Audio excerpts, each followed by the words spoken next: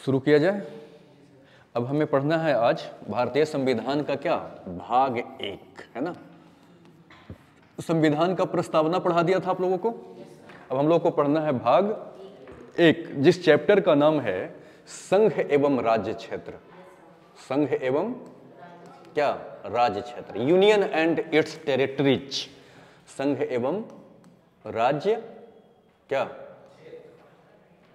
राज्य क्षेत्र, ठीक है। ये जो आपका लिखा गया है वो संविधान का कौन सा भाग में है, भाग 1 में। और इसके अंदर में लिखी गई है आर्टिकल 1 से लेकर आर्टिकल 4 के बीच, ठीक है। आर्टिकल 1 से लेकर आर्टिकल 4 की जब भी पढ़ाई हो तो आप समझना कि आप क्या पढ़ रहे हो, भाग 1 पढ़ रहे हो, समझ रहे हैं। तो भाग 1 का पहला जो हिस्सा है वो क्या है, आर्टिकल 1। तो आर्टिकल 1 को समझिएगा, एकदम ध्यान से समझिएगा, घबराने की कोई जरूरत नहीं है। आर्टिकल जो 1 है ना उसको 3 खंड में लिखा गया है। आर्टिकल 1 का 1, आर्टिकल 1 का 2 और आर्टिकल 1 का 3, ठीक है। आर्टिकल 1 का 1, 1 का 2, 1 का 3। देखो ध्यान से सिर्फ अगर पढ़ लो ना, प्रश्न नहीं छूटेगा आप लोगों से, चाहे वो क्वेश्चन आईएएस का हो या पीसीएस का हो, ठीक है। तो आर्टिकल 1 में पता है क्या लिखा हुआ है, आर्टिकल 1 में लिखा हुआ है इंडिया। इंडिया अर्थात क्या, भारत। इंडिया अर्थात भारत राज्यों का संघ है, राज्यों का संघ है। जरा सा इस चीज को समझिएगा ध्यान से, कोई बहुत बड़ा तिस्मार खन नहीं लिखा हुआ है। आप आर्टिकल 1 का 1 क्या कहता है, इंडिया अर्थात भारत राज्यों का संघ है। नहीं, इंडिया दैट इज भारता, नहीं, shall be union of state, इसका इंग्लिश है ना। तो इसमें जरा सा ध्यान से देखो तो कि दो यहां पर ना समझने वाली बात दो है। एक क्या लिखा हुआ है, इंडिया अर्थात भारत, और दूसरा क्या, संघ। नहीं, तो एक ही देश का दो नाम, इंडिया किसका नाम है और भारत किसका नाम है, भारत का। तो एक ही भूभाग का दो नाम, तो दो नाम लिखने की क्या जरूरत थी। चाहे तो लिख देता इंडिया राज्यों का संघ है या भारत राज्यों का संघ है। नहीं, ये दो नाम क्यों लिखा, और अगर दो नाम लिखा ही तो फिर सारा नाम क्यों नहीं लिखा। नहीं, जैसे कि इंडिया का और भी तो नाम है, क्या नाम है, हिंदुस्तान है ना, हिंदुस्तान नहीं है क्या, हिंदुस्तान। कभी कभी इसका नाम आर्यव्रत भी हुआ करता था, आर्यव्रत, ठीक है। तो ये हिंदुस्तान का नाम था, आर्यव्रत कभी हिंदुस्तान का नाम हुआ करता था। फिर हिंदुस्तान हुआ, फिर भारत हुआ, फिर इंडिया हो गया, नहीं हो गया। तो आखिर अगर लिखना था तो फिर चारों नाम लिख देता, और नहीं लिखना था चारों तो कोई एक लिखता। ये दो के लिखने का क्या मतलब है। तो सबसे पहली बात तो मैं आपको यह समझा दूं कि हिंदुस्तान क्यों नहीं लिखा गया। प्रस्तावना में मैंने आपको बताया था कि भारत का संविधान क्या है, पंथ निरपेक्ष है। पंथ निरपेक्ष मतलब वो किसी धर्म को अपना राजकीय धर्म घोषित नहीं करेगी। लेकिन ये जो नाम है अपने देश का, इसके पहले ही क्या लगा हुआ है, हिंदू। तो अगर हम हिंदुस्तान को स्वीकार कर लेते तो इसका अर्थ हो जाता कि यह देश किसके लिए बनाई गई है, सिर्फ। तो एक ये विशेष धर्म की उल्लेख करता था, इसलिए इसको हम यहां पर नहीं लिखे। बात समझ में आ गया। दूसरा चीज है आर्यवर्त। आर्य का मतलब होता है उच्च कुल। भारत के अंदर में जब ब्राह्मण क्षत्रिय जिस समय वर्ण नहीं बना था, तो ये जो ऊंचे जाति वाले लोग थे उनको इकट्ठा उस समय वो लोग क्या कहते थे, आर्य बोलते थे। तो आर्य का मतलब होता है ऊंचे लोग, और अनार्य का मतलब निम्न कुल। तो यहां पर देखो आर्य का मतलब क्या है, उच्च कुल। तो ये एक उच्च और नीच में क्या करता है, भेदभाव करता है। इसलिए यहां पर उच्च और नीच में भेदभाव था, इसलिए आर्यव्रत और हिंदुस्तान को इस्तेमाल नहीं किया गया। और रही बात किसकी, इंडिया और भारत की, तो हमारे संविधान लिखने वाले में संख्या कितना था, 389 लोगों का था। तो ये 389 लोग जो थे वो सभी का विचार एक जैसा था क्या, कि अलग अलग था, सभी के विचार अलग अलग थे। कुछ लोग ऐसे थे जो आधुनिक विचार को मानते थे, आधुनिक विचार समझते हैं, नए विचार वाले लोग थे। और कुछ लोग ऐसे थे जो पुराने विचार वाले थे, उनको क्या कहेंगे, परंपरागत विचार वाले लोग। तो कुछ लोग परंपरागत विचार वाले थे और कुछ लोग आधुनिक विचार वाले थे। जैसे ऐसे समझिए, आज पहले के जमाने में क्या था कि मम्मी पापा ये तय करते थे कि आपका विवाह किससे होगा। तो ये कैसा विचार है, ये पुराना विचार है। तो ऐसे विचार को क्या कहेंगे, परंपरागत विचार। लेकिन आज के डेट में क्या हो गया कि अपने पसंद से हम विवाह करते हैं। तो ये कैसा विवाह है, आधुनिक विचार। लव मैरिज कैसा है? लव मैरिज को समाज ने स्वीकार भी धीरे धीरे करना शुरू कर दिया, तो ये आधुनिक विचार है। तो जो लोग नए विचार को मानते हैं उनको आधुनिक विचार वाला बोलेंगे, और जो पुराने विचार के हिसाब से चलते हैं उनको परंपरागत विचार वाले बोलेंगे। तो 389 लोगों में कुछ लोग आधुनिक विचार वाले थे और कुछ लोग परंपरागत विचार वाले थे। तो जो परंपरागत विचार वाले थे वो पूरे तरीके से अड़ गए कि हमें इंडिया में फीलिंग्स नहीं आता। फीलिंग्स किस में आता है? भारत में। भारत माता की जय। तो इस देश का नाम क्या होना चाहिए? भारत होना चाहिए। ये दोनों को एक्सेप्ट नहीं किया गया, इस पर सब एग्री हो गए, क्योंकि ये ऊंच नीच का भेदभाव करता था, ये धर्म पे भेदभाव करता था। लेकिन लड़ाई रह गई किस पर? इंडिया और भारत पर। तो जो परंपरागत विचार वाले थे, जो पुराने विचार वाले थे, उनका क्या कहना था कि भारत से हमारा संस्कृति का याद आता है, भारत के प्रति एक मां जैसी फील आता है, भारत हमारी संस्कृति और सभ्यता का क्या है? प्रतीक है। नहीं, इससे एक फीलिंग्स आता है, एक भावना आता है, इसलिए क्या होना चाहिए? भारत होना चाहिए। तो परंपरागत विचार वाले भारत की बात कर रहे थे, और नए विचार वाले जो थे वो कहते थे कि इंडिया होना चाहिए, क्योंकि वो अंग्रेजों के विचार से कुछ ज्यादा प्रभावित थे, तो इंडिया होना चाहिए। ये दोनों में टकराव हो रहा था, समझ रहे हैं? तो डॉक्टर राजेंद्र प्रसाद जो भारतीय संविधान सभा के क्या थे? अध्यक्ष थे। उन्होंने कहा कि एक काम करो, तुम लोग अपना अपना तर्क बताओ कि अगर हम भारत को एक्सेप्ट करें तो क्यों करें, कुछ बताओ, और तुम आधुनिक वाले भी बताओ कि हम इंडिया लिखे तो क्यों लिखे। चलो बहस करते हैं। तो ये आधुनिक विचार वालों का क्या तर्क था कि ये हमारा संस्कृति को बताता है, ये हमारे सभ्यता को बताता है, भारत से हमारी आत्मा जुड़ी हुई है, ऐसे इन्होंने कहा परंपरागत विचार वालों ने। लेकिन आधुनिक विचार वालों का भी तर्क बड़ा मजबूत आया। आधुनिक विचार वाला पता है क्या बोला?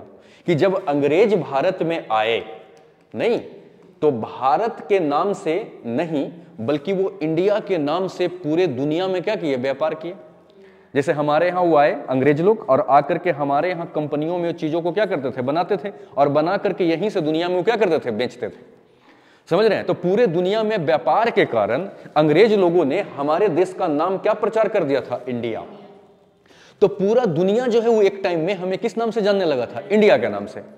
उसके बाद कुछ हमारे अंतरराष्ट्रीय समझौते भी हुए थे कि ना तुम हम पर अटैक करोगे, ना हम तुम पे अटैक करेंगे, हम भी तुम्हारा सम्मान करेंगे, तुम भी हमारा सम्मान करोगे। तो कुछ हम लोग क्या किए थे? एग्रीमेंट किए थे, समझौता किए थे। तो समझौता किस नाम से हुआ था? इंडिया के नाम से हुआ था। तो इनका कहना था कि अगर हम इंडिया नहीं लिखेंगे और सिर्फ क्या लिखेंगे? भारत लिखेंगे, तो जितने भी पुराने समझौते किए गए हैं वो सब क्या हो जाएगा? खत्म हो जाएगा। क्योंकि वो लोग तो ये कहेगा ना कि तुम तो भारत हो, इंडिया तो तुम हो ही नहीं, और जब इंडिया तुम हो ही नहीं तो पुरानी समझौता सब खत्म। नहीं समझे? ये दोनों के तर्क क्या थे? मजबूत थे। इसलिए संविधान सभा कहा कि रुक जाओ, एक काम करते हैं, हम दोनों नाम को लिख लेते हैं ताकि तुम्हारी भावना भी जुड़ी रहे और जो हमारी अंतर्राष्ट्रीय समझौते जो हुए हैं वो भी बची रहे। अंतर्राष्ट्रीय संस्थानों में जो हमारा नाम दर्ज है वो क्या है? इंडिया है, तो वो नाम भी दर्ज रहे। समझ रहे हैं? तो ये दोनों को एक्सेप्ट कर लेते हैं। दोनों को एक्सेप्ट कर लेने के बाद भी ये लड़ाई नहीं रुकी। ये पुराने वाले लोग कहते थे कि पहले भारत लिखो, भारत अर्थात इंडिया। नया वाला कहते थे कि नहीं नहीं, पहले इंडिया तब भारत। फिर से तर्क पूछा गया तो इन्होंने कहा कि भारत तो हमारे अंदर की बात है, नहीं माता के प्रति प्रेम हमारे दिल की बात है ना, हमारी संस्कृति हमारी बात है ना, तो ये तो अपनी बात है ना। लेकिन अंतर्राष्ट्रीय समझौते जो हुए हैं वो दूसरे के साथ हुई हुई बात है। तो अगर आप इंडिया को पीछे कर देंगे तो इसका अर्थ क्या हो जाता है कि इसका नाम औपचारिक रूप से क्या है? भारत है। तो भी सदस्यता क्या हो जाएगी? कैंसिल हो जाएगी। मतलब पहले किसका नाम रखना होगा? इंडिया का। समझ रहे हैं? ताकि समझौता कैंसिल ना हो। अब जरा सा एक चीज और समझिए इस तर्क को। जैसे मान लो इनका नाम नितिन है, तो इनका ऑफिशियल नाम क्या है? नितिन। ऑफिशियल नाम कहने का मतलब स्कूल में भी इनका नाम नितिन होगा, कॉलेजेज में भी इनका नाम नितिन होगा, लेकिन घर में इनको कोई और नाम से भी पुकारा जाता होगा। जनरली कई लोगों का दो दो नाम होता है, तो घर में कोई और नाम से लोग पुकार लेते हैं। तो ऑफिशियल नाम कौन सा है? जो स्कूल में है, जो विद्यालय में है। घर में जिस नाम से बुलाया जाता है वो तो एक मन का प्रेम है, नहीं तो कागजी नाम क्या है? नितिन है। तो नितिन पहले होगा कि पहले घर वाला नाम होगा? पहले नितिन होगा। नितिन अर्थार्थ इनका नाम मान लो कुछ है गुड्डू, नितिन अर्थार्थ गुड्डू, हम कहेंगे गुड्डू अर्थार्थ नितिन, तो ये उल्टा नहीं लगता? इसीलिए कहा गया कि इसका नाम कैसे होना चाहिए, इंडिया अर्थात भारत होना चाहिए। इसका मतलब हमारे देश का औपचारिक नाम, ऑफिशियल नाम, फॉर्मल नाम क्या है, इंडिया है, भारत नहीं है। कानूनी रूप से हमारे देश का ऑफिशियल नाम इंडिया है। समझ गए। अगला शब्द यहां पर क्या है, संघ। संघ का अर्थ क्या होता है कि हमारे देश में टोटल कितने राज्य हैं, 28। जहां पर भी संघ शब्द लिखा है इसका अर्थ है कि ये 28 राज्यों को हमसे अलग होने का राइट नहीं है। यानी उत्तर प्रदेश चाह करके भी भारत से अलग नहीं हो सकता, ये अलग देश नहीं बन सकता। तो संघ शब्द लिखने का मतलब है कि 28 जो हमारे देश में राज्य हैं या संघ राज्य क्षेत्र हैं, उनको यहां से अलग होने का इजाजत नहीं है, वो हमारे देश से टूट नहीं सकते। ये पहले भी समझाया था, ठीक है। अच्छा, चौथा चीज क्या है यहां पर, एक शब्द और है राज्य। राज्य का मतलब क्या होता है, राज्य का परिभाषा मालूम है आप लोगों को? थोड़ा सा याद रखिएगा, राज्य किसको कहते हैं? राज्य जानते हो किसको कहते हैं? जिसके पास भूभाग हो। भूभाग समझते हैं? अब मान लो 4 चीज होना चाहिए राज्य के पास। अगर किसी चीज के पास 4 चीज है तो समझो वो राज्य है। सबसे पहला क्या, भूभाग, मतलब जमीन। अब उत्तर प्रदेश अगर राज्य है तो क्या उत्तर प्रदेश के पास जमीन नहीं है? हम रहते कहाँ हैं? तो सबसे पहली बात क्या, भूभाग होना चाहिए, और उस भूभाग पर रहने वाली जनसंख्या भी होना चाहिए। नहीं समझ में आया? लोग भी तो होने चाहिए, जमीन भी होना चाहिए, जनसंख्या भी होना चाहिए। लगता नहीं समझ में आया? इसके साथ और क्या होना चाहिए, सरकार होना चाहिए। अब बताओ उत्तर प्रदेश के पास सरकार है कि नहीं है? सरकार भी होना चाहिए, समझ रहे हैं। और चौथी चीज संप्रभुता भी होनी चाहिए। क्या होना चाहिए, संप्रभुता। संप्रभुता क्या होता है, ये सब तो समझ रहे होगे। सरकार, सरकार किसको कहते हैं? सरकार और शासन में अंतर होता है, एक मिनट समझ करके पढ़िएगा। सरकार और शासन में अंतर होता है। सरकार किसको कहते हैं, किसी संस्था को। जैसे कोचिंग क्या है, संस्था है, लेकिन इस कोचिंग में काम क्या होता है, पढ़ाने का। उसी तरीके से सरकार जो है वो संस्था है, और सरकार जो काम करती है उसको शासन कहा जाता है।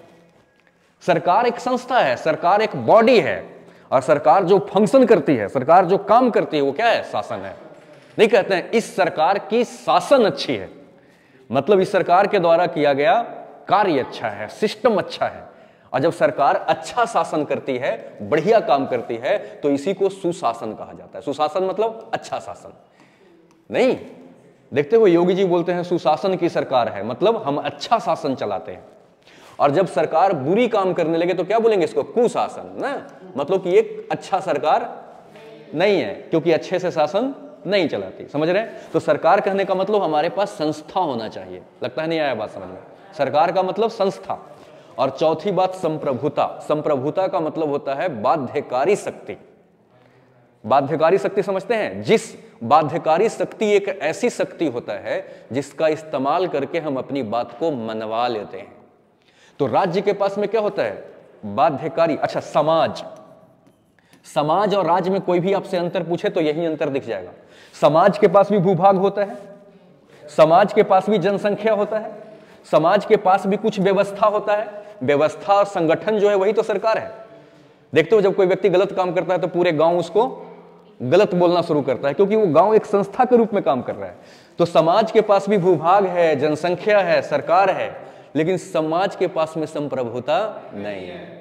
यही दोनों में अंतर है। किसको लेकर के, संप्रभुता को लेकर के राज्य और समाज में क्या है, अंतर है। बाकी 3 चीज तो समान है। संप्रभुता क्या है बालकों, तो एक बाध्यकारी शक्ति होता है जिसका उपयोग करके राज्य अपना बात जबरदस्ती मनवा लेती है। जैसे समाज ने क्या कहा, दूसरे जात में विवाह नहीं करना चाहिए, ये समाज कहता है, लेकिन हम शादी कर लेते हैं तो समाज क्या कर लेती है, कुछ नहीं, क्योंकि समाज के पास संप्रभुता नहीं है।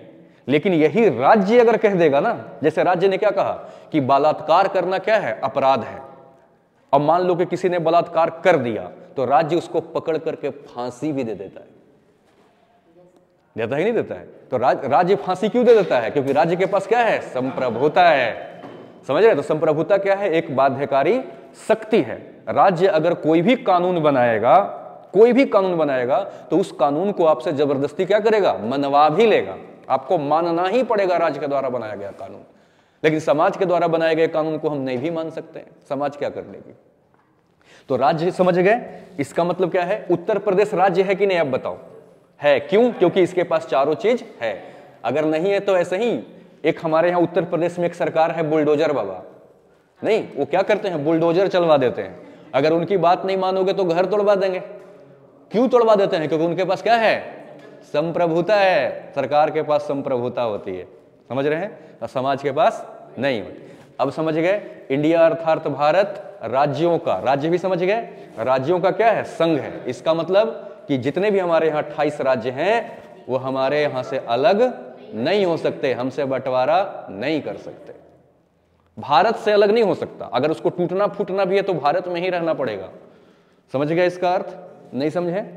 अच्छा, आर्टिकल 1 का 2 क्या कहता है, इसको भी जरा समझा जाए। इसको समझने के लिए एक एग्जाम्पल लेते हैं। आर्टिकल 1 क्लियर है ना, 1 का 1। आर्टिकल 1 के 2 को जरा ध्यान से देखा जाए। आर्टिकल 1 का जो 2 है, इसको समझने से पहले एक एग्जाम्पल ले लेते हैं। क्या? आर्टिकल 1 का क्या, 2। एक एग्जाम्पल लूं, हम लोग कानपुर में हैं, कानपुर में लगभग टोटल कितने विद्यार्थी होंगे? मान लेते हैं, मोटा मोटी पकड़ लेते हैं कि 1 लाख विद्यार्थी हैं कानपुर में। कुछ लोग कंपटीशन की तैयारी कर रहे हैं, कुछ लोग 11th 12th की कर रहे हैं। पढ़ने वाले बच्चे मान लो कानपुर में कितने हैं, 1 लाख मान लो। लेकिन क्या 1 लाख के 1 लाख बच्चे एंथ्राइब में पढ़ रहे हैं? नहीं। तो एंथ्राइब का बच्चा किसको माना जाएगा? जो एंथ्राइब के एडमिशन रजिस्टर में जिनका क्या होगा, नाम होगा। जो यहां एडमिशन कराएंगे वही तो ये बच्चा यहां के माने जाएंगे। जैसे आप कॉलेज में ही जाते हो तो किसी कॉलेज का विद्यार्थी आपको कब माना जाता है? जब आपका वहां एडमिशन हो जाता है, वहां के रजिस्टर में नाम लिख दिया जाता है, तभी आप वहां के विद्यार्थी माने जाते हैं। ठीक उसी प्रकार से 1 का 2 कहता है कि राज्य हम उसी को मानेंगे जिसका नाम हमारे यहां डायरी में क्या होगा, लिखा होगा, रजिस्टर होगा। और उस डायरी का नाम पता क्या है? अनुसूची 1। क्या? अनुसूची 1। याद रखिएगा, आर्टिकल 1 का 2 क्या कह रहा है कि भारत का राज्य वही कहलाएगा जिसका नाम अनुसूची 1 में लिखा होगा। इसका मतलब क्या है? जब जब नया नया राज्य बनेगा तो उसका नाम कहां लिखा जाएगा? अनुसूची 1 में लिखा जाएगा। तो आप जब अनुसूची 1 पढ़ेंगे तो वहां पर ऐसे नंबरिंग किया हुआ है, 1 2 3 4 5 6 ऐसे करके कहां तक, 28 तक। और सभी के सामने क्या है, राज्य का नाम लिखा हुआ है। जिस राज्य का नाम यहां पर नहीं लिखा है, समझ जाना कि वो राज्य है ही नहीं। तो हमारे देश में टोटल कितने राज्य? 28। जम्मू कश्मीर राज्य था, वो क्या हो गया, केंद्र शासित प्रदेश हो गया। तो टोटल हमारे यहां राज्य कितने हैं? 28। और केंद्र शासित प्रदेश कितने हैं? 8। तो 8 केंद्र शासित प्रदेश और 28 राज्य। कोई बोलेगा कि इसे कैसे, हम नहीं मानेंगे, तो तुम क्या कहोगे कि आर्टिकल 1 का 2 कहता है कि राज्य या केंद्र शासित प्रदेश उसी को माना जाएगा जिसका नाम अनुसूची 1 में लिखा होगा। तो अनुसूची 1 में जाकर के ना बेटा देख लेना, तुमको यही 28 और 8 मिलेगा, तब तो मानोगे। तो कानूनी रूप से किसी भी भारत के अंदर में राज्य या केंद्र शासित प्रदेश किसको कहते हैं? जिसका नाम अनुसूची 1 में लिखा रहता है। क्या मैं बात अपनी समझा पा रहा हूं? इसका मतलब जब जब नई नई राज्य बनेगी तो उसका नाम कहां लिखा जाएगा? उसको पहले एडमिशन होगा उसका कहां? अनुसूची 1 में। जब तक उसकी एडमिशन नहीं होती है तब तक वो राज्य नहीं है। ये 1 का 2 कहता है। समझ रहे हैं? इसका मतलब कि जब जब नया राज्य का गठन होगा तो अनुसूची 1 में क्या होगा? संशोधन होगा, उसमें चेंज होगा, एक नया नंबर डाल करके उसका नाम लिखना पड़ेगा। समझ में आ रहा है कि नहीं आ रहा? हाँ, तो 1 का 2 है ये। अब 1 के 3 को समझिएगा। 1 का 2 क्लियर? 1 के 3 को समझो बालकों। 1 का 3 क्या होता है ये देखिएगा। आप भारत का नाम तो सुने हैं। भारत आपका कैसा नाम है? ये तो पुकारू नाम है। औपचारिक नाम भारत का क्या है? इंडिया है। नहीं, जैसे नितिन और गुड्डू नहीं। तो अब देखिए, भारत इसका कैसा नाम है? अनौपचारिक नाम, और इंडिया औपचारिक नाम। समझ गए? तो देखिए, भारत जो है वो 3 भूखंड से मिलकर बना है। कौन कौन सा? एक तो हो गया राज्य। भारत के अंदर में राज्य है कि नहीं? तुमसे कोई पूछेगा भारत कहां है तो क्या कहोगे? इंडिया कहीं तो, भारत कहां है देखो अभी जवाब मिल जाएगा आपको। और राज्य कितने हैं हमारे यहां? 28। दूसरा क्या है? केंद्र शासित प्रदेश। केंद्र शासित क्या? प्रदेश। ये कितने हैं? 8। ठीक है। और तीसरा है अर्जित क्षेत्र। अर्जित क्षेत्र समझते हैं, कहीं से दहेज उहेज में मिल जाए या जबरदस्ती किसी से छीन ले मार पीट के, या कोई हमारे यहाँ आकर के मिल जाए तो उसको हम क्या कहेंगे, इसको हमने अर्जित कर लिया, हमारा था नहीं हमने ले लिया, अर्जित कर लिया। तो अर्जित क्षेत्र भी हमारे यहाँ कितना है, 0। लेकिन कानून में ये लिखा है आर्टिकल 1 के कितने में, 3 में, कि भारत जो होगा वो कैसे होगा, तो इन सभी को इकट्ठा करके, मतलब 28 राज्यों को एक साथ मिला दीजिए, 8 केंद्र शासित प्रदेश को भी एक साथ मिला दीजिए, और अभी अर्जित तो है नहीं, अगर रहता तो उसको भी मिला देते, तो जो सारा जुड़ के बनेगा वही क्या होगा, भारत। इसका मतलब उत्तर प्रदेश क्या है, भारत, क्योंकि राज्य को मिला के ही तो भारत बनता है, समझ रहे हैं। तो राज्य का टूटना मतलब भारत का टूटना, क्योंकि इसी से तो मिलके भारत बना है। राज्य थोड़ा सा भी टूटेगा तो छोटा कौन होगा, भारत छोटा हो जाए। इसलिए भारत को किसी भी कीमत पर हम छोटा होने नहीं देंगे। यही डिबेट है, यही कारण भारत को हम अलग होने का, किसी भी राज्य को भारत से अलग होने का इजाजत नहीं देते। सर उस दिन आपने पढ़ाया तो ये भी बात सही है जो आपने पढ़ाया था कि केंद्र पर जिसकी सरकार चले उसे ही भारत कहते हैं। हाँ हाँ बिल्कुल, क्योंकि जरा सा देखो, ये राज्य जो है वो कई बार गलत काम करती है नहीं, तो इसकी शक्ति छीन कौन लेती है, केंद्र सरकार। और केंद्र सरकार कहती है कि तुम हमारे देश को बर्बाद कर रहे हो, तुम भारत को तोड़ने का काम कर रहे हो, इसलिए तुम हटो। और प्रशासन कौन चलाने लगती है, केंद्र सरकार। किसी भी कीमत पर वो राज्य को टूटने नहीं देगी, समझ रहे हैं, क्योंकि भारत का मतलब ही यही है, समझ रहे हैं, नहीं समझे क्या। तो आपसे अगर आपसे कोई पूछेगा कि भारत क्या है तो हम क्या कह सकते हैं, अगर बोलेगा भारत कैसे बनता है तो क्या कहोगे, राज्य, केंद्र शासित प्रदेश और अर्जित क्षेत्र को मिला करके, समझ रहे हैं।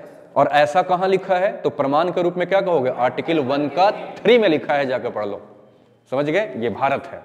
क्लियर है। अब जरा से एक चीज और समझिएगा, उसके बाद आर्टिकल 1 कंप्लीट हो जाएगा आपका, ठीक है। देखिएगा एक बात बताओ कि भारत जो संघ है, आर्टिकल 1 के 1 में क्या लिखा हुआ था, भारतीय संघ। संघ समझते हैं, अभी तो पढ़े थे, जिसमें अलग होने का इजाजत नहीं, भारतीय संघ। और एक शब्द और लिखता हूं मैं, भारतीय राज्य क्षेत्र। राज्य क्षेत्र, कौन सा राज्य क्षेत्र, भारतीय राज्य क्षेत्र। इन दोनों में फर्क है कि नहीं है, ये बताओ। और अगर फर्क है तो दोनों में बड़ा कौन है, भारतीय संघ बड़ा है, हाँ सही, नहीं सोचो सोचो बड़ा है भारतीय संघ, नहीं ये छोटा है, पूछो कैसे। और ये बड़ा है, पूछो कैसे। अब समझा देता हूं, समझिए। आर्टिकल 1 के 1 में क्या लिखा था, भारत क्या है, इंडिया अर्थात भारत राज्यों का संघ है। तो जहां पर संघ शब्द है वहां पर क्या है, राज्यों का। इसका मतलब ये सिर्फ किसकी बात करता है, 28 राज्य का, क्योंकि भारत में राज्य कितने हैं, 28 ही तो जहां पर भी भारतीय संघ है, इसका मतलब वो बात किसका कर रहा है, राज्य का, क्योंकि उसमें लिखा ही है राज्यों का संघ है, मतलब किसका संघ, राज्य का। तो भारतीय संघ मतलब 28 राज्य को जब मिला दोगे तो क्या बनेगा, भारतीय संघ, संघ बनेगा। लेकिन भारतीय राज्य क्षेत्र किसको कहते हैं, 28 राज्य तो रहेगा ही रहेगा, प्लस 8 केंद्र शासित प्रदेश भी रहेगा और प्लस अर्जित क्षेत्र भी रहेगा। तो बताओ ज्यादा बड़ा कौन है, नहीं समझ में आया। तो भारतीय राज्य क्षेत्र में ये तीनों आ जाते हैं, भारतीय संघ में सिर्फ ये आता है। इसलिए कहा जाता है कि भारतीय राज्य क्षेत्र जो है वो भारतीय संघ से क्या है, बड़ा है। इतना क्लियर है या इसमें कोई डाउट है तो बताओ कि डाउट है, हैं?